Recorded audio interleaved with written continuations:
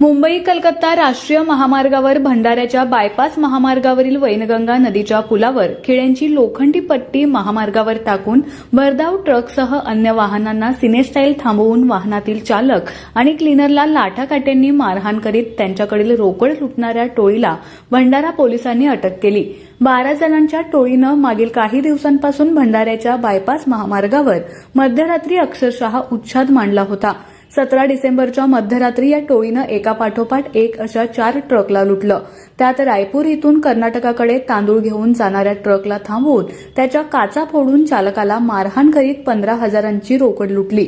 चालकाच्या तक्रारीवरून भंडारा पोलिसांनी तपासाची चक्रे फिरवीत एक करीत 12 आरोपींना अटक केली। या ट्रक चालकाच्या तक्रारीवरून ही घटना उघडकीस आली। रोड रॉबरी करणाऱ्या 12 जणांच्या या टोळीत खून आणि लुटमार करणारे अट्टल गुन्हेगार, एक शासकीय कर्मचारी, एक ग्रामपंचायत सदस्य आणि पोलीस भरतीपूर्व प्रशिक्षण घेणाऱ्या 4घांचा समावेश आहे। हे आरोपी भंडारा, गणेशपूर आणि नागपूर जिल्ह्यातील आहेत। या घटनेसाठी आरोपींनी वापरलेली वाहने, 3 दुचाकी, आरोपींचे मोबाईल, लाटाकाट्या, खिळ्यांची लोखंडी पट्टी पोलिसांनी ताब्यात घेतली आहे। एखाद्या प्रकरणात 12 जणांच्या गँगला एकाच वेळी अटक केल्याची भंडारा पोलिसांची ही पहिलीच मोठी कारवाई आहे।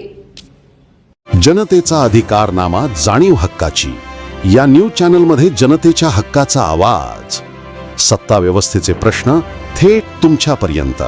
जाहिराती आणि बातमीसाठी आजच 70 57 87 98 02 शी संपर्क साधावा।